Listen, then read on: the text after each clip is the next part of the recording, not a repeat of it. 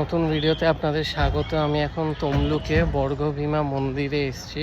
তো আমি দেখিয়ে দিচ্ছি, এখানে কিন্তু গাড়ি পার্কিংয়ের বেশ অনেকটাই জায়গা আছে। কত কি চার্জ সেটা আমি বেরোবার সময় বলে দেবো। পার্কিংয়ের জায়গাটা একবার আপনাদের দেখিয়ে দিয়ে ঢুকে বেশ অনেকটাই জায়গা এখানে গাড়ি পার্কিংয়ের।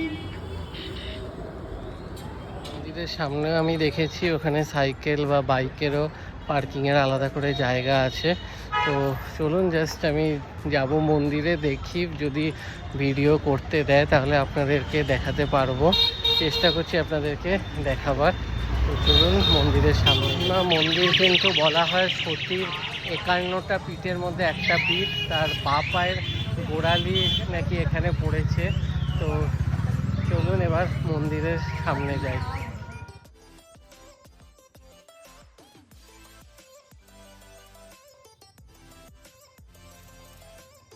এই দোকানে আমি জুতো রাখলাম। এখানে এক একটা জুতো 3 টাকা করে, আর এই দিক থেকে আপনারা ডালা নিতে পারবেন। আর তারপরে এখান থেকে উঠে যেতে হবে সোজা সিঁড়ি দিয়ে।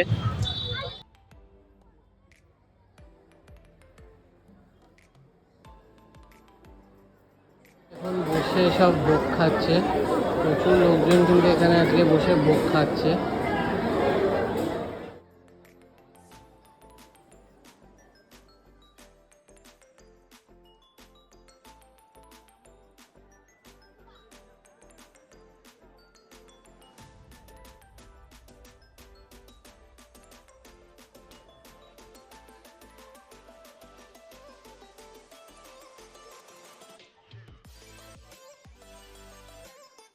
তো এখন আমি পার্কিংয়ে আছি। খুব সুন্দর মন্দির দর্শন করলাম, আপনারাও আসবেন। এটা কিন্তু খুবই জাগ্রত মন্দির।